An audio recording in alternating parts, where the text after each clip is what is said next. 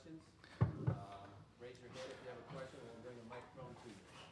Well, things are going well for our program. I tell you, I'm really pleased with our guys and the development through the first phase, I guess, of what we call our training camp. We've got a couple days left before we go to Camp Tonazona, and I think we've gotten to accomplish a lot of things.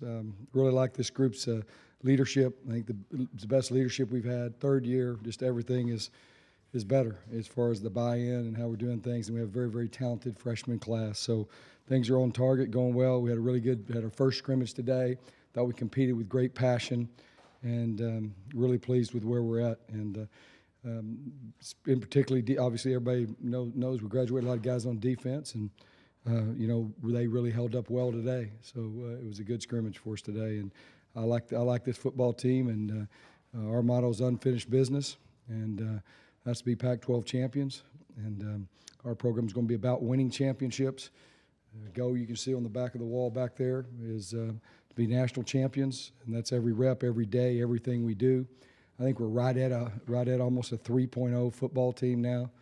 At over 70 scholar ballers, guys that are operating at 3.0 or higher.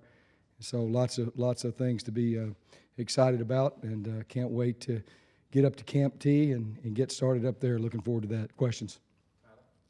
Todd, Media Day 2 years ago, I think you were asked something about the low expectations in your first year. Do you feel like this year it's sort of a similar situation? Everything you've lost, people on the outside are sort of expecting less, and how do you face that? No, I don't ever give that any thought. I have the same mindset that I had 2 years ago. Our program's going to be about winning championships, and we were able to be the Pac-12 South champions last year, and that was short of what our goal is, and that's never going to be. That's something we want. We want to be in that championship every year, but we want to win it. We're in better shape than we were last year. We're in a lot better shape than we were 2 years ago as far as being able to accomplish that goal. And it's the best staff we've ever had.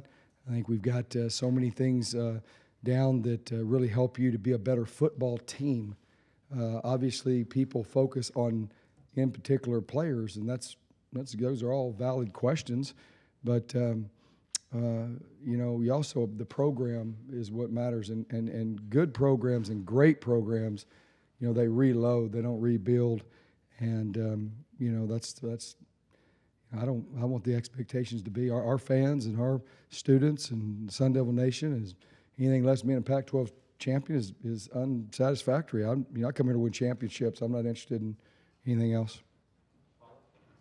Todd, each year there's more of your players in the program, guys that your staff has recruited. How valuable is that to you to reaching the goals that you want to reach? Well, first of all, we were very, very blessed to have guys like Taylor Kelly, Mike Bercovici, Jamil Douglas, obviously the guys from last year that are now being successful at the next level. We're very fortunate to have a lot of really fine young men that we came in that really bought into how we were doing things, and they conformed, and we were able to have some success. Now I just feel like we're closer to being transformed. It's not like I'm trying to I'm spending a lot less time dealing with minimum expectations and really a lot of time trying to get high expectations out of our guys. And I don't know. It's just different. Everything about it's different. I'm a lot more comfortable, but I can tell you that the people that are in this office and here know that I'm pretty determined to get better and to win a championship. And I like this team. I like just the personality of it. And when you recruit your own players, obviously they don't know anything else, so it just makes everything easier. So still doesn't change the fact we got young guys that don't know what they're doing sometimes, and that's why they hire a coach to coach them. Richard? Talked about some of the players, taking their game to the next level. A lot of those have been on the defensive side. Who are some of the guys that you're looking for to pick up where those guys left off this year? Well, we have some dynamic players. I think Damaris Randall's one that I think is poised to have an incredible year. And what we're in the process of doing right now, and this spring, we did a lot of it, is to adapt what we're doing to our guys. But we have some very, very explosive young men. Guys like Marcus Hardison need to step up in a big way. He had a really great scrimmage today. Salamo Fiso had a great scrimmage today. Obviously, those guys like Lloyd Carrington has had we haven't had, since I've been here, we haven't had a corner that's had the camp so far that he's had. I mean, he has just been phenomenal, and that's why we have player development people that are developing our players socially and on and off the field. We have Grizz develop them in the weight room and training, but our guys are developing. Liu has unbelievable. Coach Patterson said the other day, I can't believe that this is the same guy that went through spring training, how much he's developed. So, we will have probably less superstars, but we have I like our defensive unit. I think we've got we got some young guys. We're gonna have Smallwood up front right now is in the starting rotation for us. Connor Humphreys is up there competing to be in it. Rennell Wren is going to be tremendous as soon as we can get him doing it how we do it, and he's just phenomenal. So we have a complete service mentality. I don't have anybody that I feel like is not trying to do it our way. So we got to have guys step up big time like that. Obviously, where we've got to really do well is offensively, taking care of the ball, not have negative plays.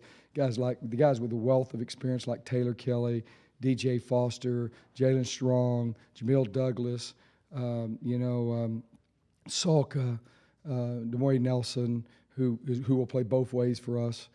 Those guys have to really step up as well. And then I think in the kicking game, I was really pleased. We are fast, and that's what we recruit. We want guys that are fast, and then we're smart, so we play faster. So, I like that. We had more, it's interesting, I had the officials today, and they say, Coach, that's a few more penalties than you're used to having. We're not used to you having, hardly any penalties. They'll come to a scrimmage, we'll have 4 penalties is usually about what it is.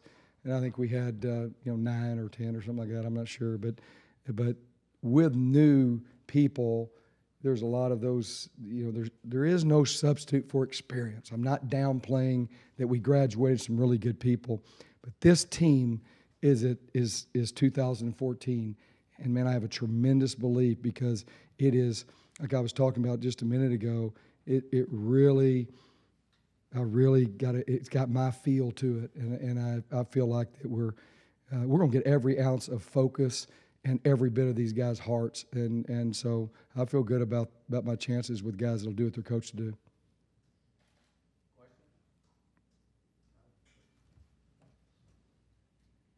Todd, based on the expectations you've set for this team and for every year, and then based on, as you said, the things you've lost and are having to adapt with these new guys, how do you feel like the challenge you and your staff face this year stacks up to what you've done in your career? I don't know. I don't think. I think at this level it's different. I think at any level. I've coached just about every level. I've coached high school. I've coached Division II ball. I've coached mid-major, and I've coached at the smallest 1A school in the country, and I've coached at the biggest. And I kind of like coaching at the biggest, but. The only problem with that is you look at that schedule. But, I don't even think that way. Like people will say, like, man, you're playing these 4 games in a row or something. I'm saying, because what I got in the business to do. That's why I came here. And I do not worry about the expectations at all. When I first got here, I'll tell you, Tim and I talked about, I didn't like the expectations. When you got the expectations of, I like coming in and picked in the top 20 in the country and, I don't know. I mean, it doesn't. As long as you don't get picked first, you got a chance to win. Because I think whoever they pick first never wins. So, but I do think, like a lot of coaches say, "Oh, that stuff's not important." Yes, it is. Man, to be picked 18th in the country, that's respect. That's expectation. Winning 6 or 7 games is not going to get it. So that's a good job. That's where you want to be. That's the kind of place you want to be at, and I'm hoping in the near future it'll be anything less than double-digit wins. Now, in reality, they won 6 games a year before I got here. We won 8. Last year we won 10. I win 12. It's a disappointing year. And anything less than the Pac-12 championship. So, that's the way our expectations are going to be. We're not making any outlandish predictions or anything. That is what our program's going to be about. It's what we're going to be about on the field, off the field, in the classroom, everything that we do. That's how we're going to do it. Todd, you mentioned Salamo a few minutes ago. Last year, he was one of your youngest players on defense. Now he's one of your more experienced players on defense. What strides does he need to make from year 1 to year 2 in the system? I think he's kind of past, Doug, being really, really just brutally honest. I think he's past, being a freshman All-American, having the success that he had as a freshman, and then we're on him to take it to the next level. And really, it's been guys kind of fight against that. They kind of like where they're at. They don't really like to. And he was kind of probably, not getting to where we want him to get in the spring. He has had an unbelievable first, part of camp. He was unbelievable today. So he's really stepped up to that role. He's rushing the passer on third down. If you'll listen to him on the field, he's the quarterback. Darby last year was really kind of the quarterback, could do most of the communication, and really Chris would be the other person, Young. And he's really, he is definitely the guy that's communicating. I'm watching him now coach and teach the other guys. And I'm really pleased with his. Coach Patterson said that today. We about halfway through the scrimmage, he went like, "We got a Sam linebacker." So I like that because it's easier to say it, but it's been a challenge now. He's not been easy. He's kind of it's been a slow process. That's why you just keep plugging away, and then his lights really come on. So he's a guy that we really need when you have that lead, because I can hear, like, I like scrimmages because there's not a lot of people there. I can hear the communication, and you can hear him being very definite about his communication, and you can't hear the will linebacker. You can hear him they're kind of trying to figure it all out, and he's commanding the front, and so he's definitely whether you like it or not. I mean, he's a guy we've got to rely on for that experience, and we don't have a lot. So Demarius and I think Lloyd has really been something that's given me a lot of comfort too defensively, to have a boundary corner and a corner that's playing at that level that he's at, and we're probably deeper at corner than we've been. We have one corner right now as good as we've had here in Lloyd, and we have a lot that have potential to be, but we that second corner position right now, Doug, isn't where it was at the end of last year. We have the talent to do it. We just got to develop it. Linebacker-wise, I think defensively the biggest concern right now for us is will linebacker. I feel like everything else, we stay healthy, then I feel like we're progressing where we need to be. Coach, several times after practice in the last week or so, you've talked about the challenge as a coaching staff to try to get guys in the right spots, and that being probably the biggest thing that you have to deal with. Can you just expand on that, what that's like with your staff and thinking about all those things? Well, it makes me real unpopular with my staff. I've probably been real unpopular with Coach Norvell the last week and a half or so. He didn't like it when I moved some of his guys around. But, no, we meet, Mike and I meet, and Keith, and we really work hard to try to get the guys in the right spots and selflessly, because Damari Nelson's one of the best three-backs in the Pac-12, could be one of the best in the country, but we need him to play devil. In doing that, we moved Antonio Langino. Now he's playing it. We really like what we see out of him. Chance Cox has gotten a lot better. Marcus Washington has really got some different dynamics there at that position. So now, you have to work and kind of tweak those things. We feel like that, Demore is going to be a guy that plays 25 snaps on offense and maybe, 40 snaps on defense or 30 snaps on defense. So, get as many snaps as we can because he's going to play probably 15 or 20 in special teams too. So being creative in how we go about doing that. But I think that's the most important thing. And then just like I'm trying to learn, I think that's you got to be adaptive. I think it's one of the things I learned when I was a high school coach is that I didn't get to recruit whoever I wanted. I had to kind of adapt to my players. So just like today, we went out today, we didn't pressure as much today, and we were really successful. and being strategic. So we're going like, well, maybe we need to do a little bit less, or maybe we need. There's a point that you find that the guys can do it. So getting the people in the right spot. Tyler Wiley's a guy that we, that is in the too deep rotation on offense, but we think his upside, is on defense. That's what I think. Obviously, Coach Norvell has a different opinion, but we're going to develop those guys, and we work really well in those spots. And here's our deal. If a guy can start on one side of the ball, he's not going to be a backup on the other. So we're going to work with that, and it means we have to learn and be creative. I've never done what we're fixing to try to do with DeMaurice Nelson, ever. And so I like that. How do we figure out how to do that? Because I think if we can figure out how to do that, it's going to help our team win football games. So getting the guys in the right spot and evaluating and seeing where they're at. And the biggest thing is not beating yourself.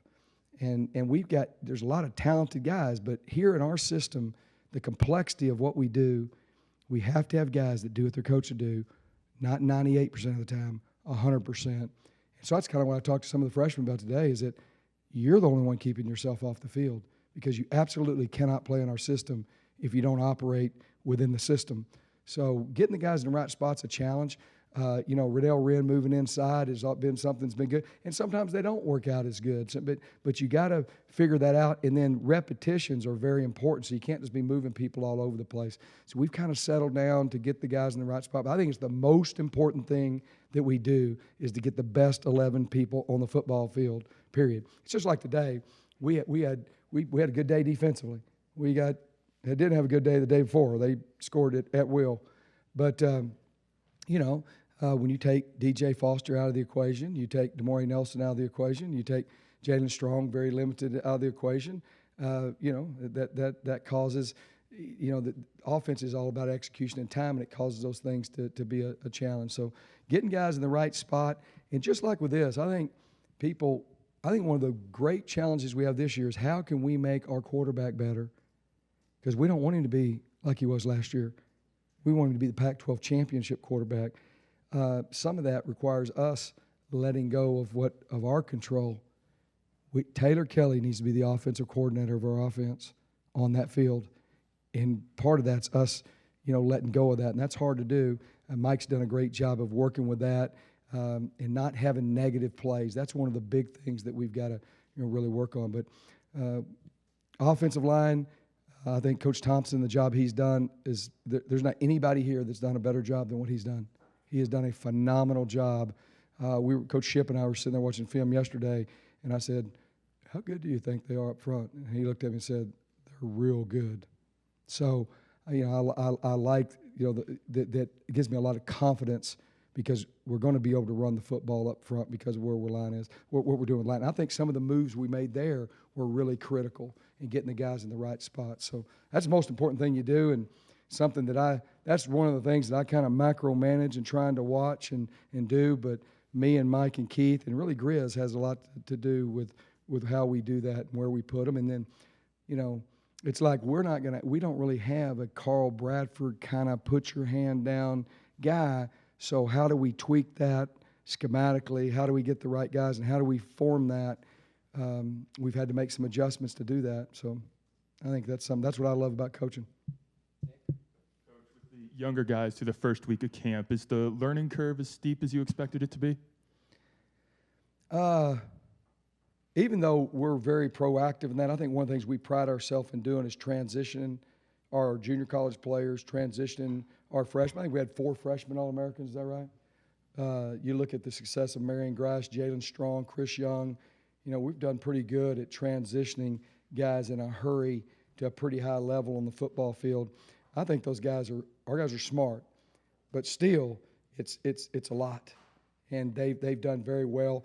This is kind of the critical time, right in around this. Been here a week and a half, 2-week area is where they kind of shut down or they get it and they move forward. So that's what we're really working on, and just trying to get them to trust it. And in reality, they just got here, and we recruited them. We know them fairly well, but you don't know them like you know them when they get here, and just building that trust. So I think we're ahead of the game. I mean, we have everything installed on both sides of the ball is the fastest, even faster than last year in installing what we're doing.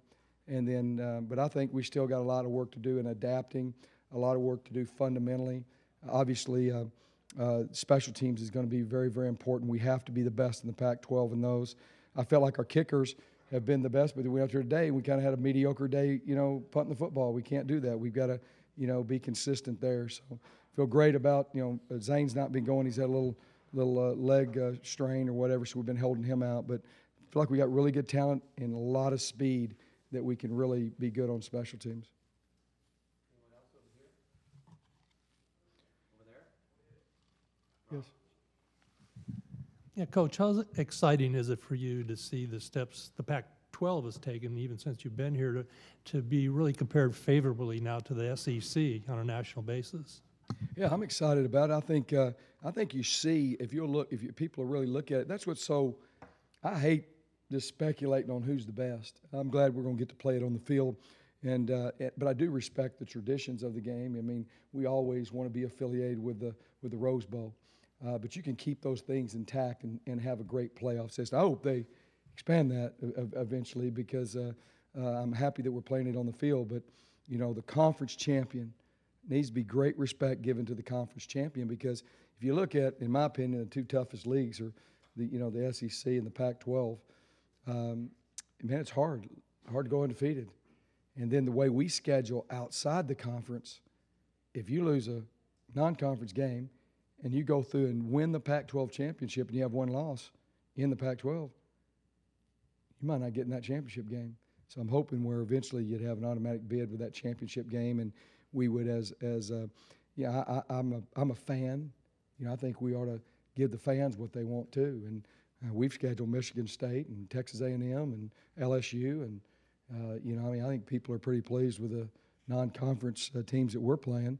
But let's say you're playing LSU one year and you lose to LSU or one of those non-conference games, and you lose one conference game and win the conference championship, you got a chance not to be in that game. So, that's what I hope that they'll continue to progress forward. But the reputation of this league is very well deserved. I think people are seeing that when they see the games actually played, top to bottom. You can't. They've won a lot of national championships in the SEC. Here in 7 out of whatever it's been, 7 in a row or 7 out of 8 or whatever it's been. You got to give them a lot of credit for that. But from top to bottom, where our league's at, I can no doubt can feel comfortable saying we're one of the top 2 conferences in the country, and I'm excited to see it played on the field. That's what we want to have it done, and then I think everybody should play non-conference games. Everybody should play a conference championship. Why would it not be equal with everybody? And I think with the autonomy and the way it's going, I think you'll eventually will see that. I don't think the fans want to see all, you play 4 wins and then win 2 conference games and go to a bowl game. I don't think that's what college football is all about. You spoke a little bit yesterday about how the progress that Smallwood and Renna made on that defensive line as freshmen. What freedom does that give you when you already have guys like Marcus Harderson and Jackson Hood on that defensive line? Well, I would tell you just quite honestly, we don't have a lot of freedom on the defensive line. We're very, very thin. Those young guys, it's been a great blessing that they come in and I think that they can play and play right away. But we're fairly thin. I mean, obviously, and Marcus is a guy that was switched in and out with Gannon Conway last year. He's got to step his game way up, and he had a really good scrimmage today. We should have Jackson Hood back soon. I think Jackson, Marcus, Mo, those guys. I tell you, Boateng has had a good last 2 or 3 practices. Really showed up well, but we've got to have those guys like that really, step up. Antonio Longino's had a great last 4 or 5 practices. So we just don't have a lot of experience, and we really don't have a lot of depth. If we had the guys we have right now, the young guys with the guys we had last year, then I'd be really feeling good about myself. But we don't have a lot of experience, and we don't have a lot of guys. So we're going to have to stay healthy, and we're going to have to get that experience, and we're going to have to continue to grow there, because the success of our defense will be predicated on how well we develop the interior of our defensive line and how well we can pressure and get pressure on the quarterback. And we got to be able to do that with 4 sometimes, not always having to do it with 6. Thanks, Coach. All right.